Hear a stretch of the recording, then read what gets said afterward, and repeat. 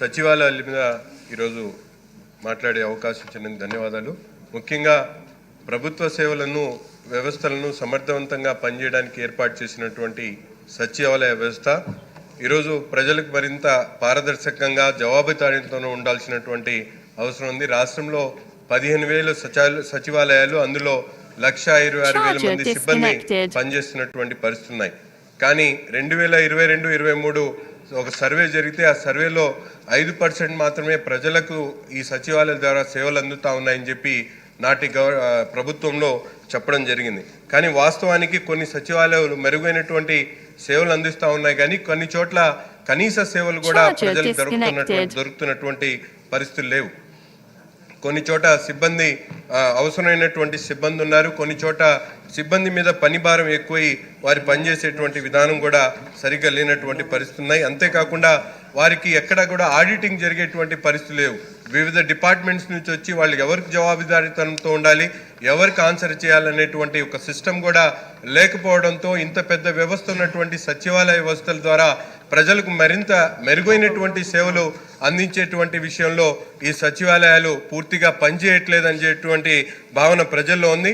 ముఖ్యంగా ప్రజాప్రతినిధులు గతంలో హౌసింగ్ డిపార్ట్మెంట్కి సంబంధించింది కానీ, అలాగే ఎంఎస్ఎంఈ సర్వేలు కానీ, అలాగే కుట్టు మిషన్లు కానీ, అభివృద్ధి కార్యక్రమాలు కానీ, ప్రభుత్వం చేస్తున్నటువంటి సంక్షేమ అభివృద్ధి కార్యక్రమాలు జరుగుతున్నటువంటి సర్వేలు కూడా ప్రజాప్రతినిధుల దృష్టికి కూడా ఈ సచివాలయాల సిబ్బంది కనీసం తీసుకుని వచ్చేటువంటి పరిస్థితి లేదు. కాబట్టి ఈ సచివాలయాల సిబ్బంది మీద ప్రత్యేకమైనటువంటి ఆడిటింగ్ ఏర్పాటు చేసి తప్పనిసరిగా ప్రతి ఒక్కరు కూడా ప్రజలకు జవాబుదారీతనంతో పాటు ప్రజాప్రతినిధులు కలిసి పనిచేసేటువంటి విధానాన్ని రూపకల్పన చేస్తే బాగుంటుందని. ఎందుకంటే 1,26,000 మంది సిబ్బంది ఈరోజు ప్రభుత్వం కింద పనిచేస్తున్నప్పుడు ప్రజలకు మరింత ఉన్నతమైనటువంటి సేవలను అందించేటువంటి కార్యక్రమం అందరం కూడా చేయొచ్చు అని చెప్పి, ముఖ్యంగా సచివాలయ సిబ్బంది ఎవరైతే పనిచేస్తూ ఉన్నారో గ్రామ స్థాయిలో, వార్డు స్థాయిలో, అటువంటి వారందరూ కూడా ప్రజాప్రతినిధులు కనుసైగల్లో వాళ్ళకు అవసరమైనటువంటి కార్యక్రమాలు ఏదైతే ముఖ్యంగా సర్వేస్ జరుగుతూ ఉన్నాయో, పేద ప్రజలకు అవసరమైనటువంటి కార్యక్రమాలు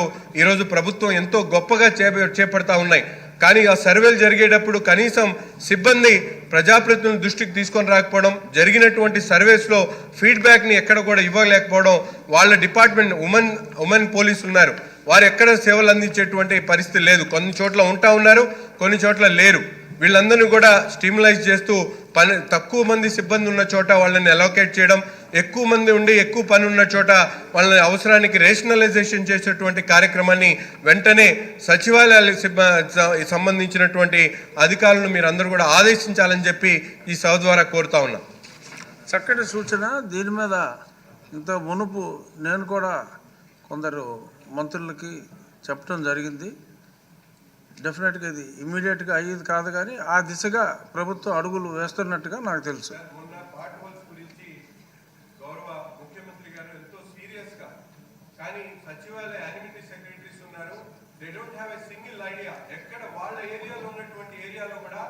కనీసం ఫీల్డ్ యాక్టివిటీ చేసి అక్కడ ఉన్నటువంటి పాట్ హోల్స్ని ఫైండ్ అవుట్ చేసేటువంటి పరిస్థితి కూడా లేదు.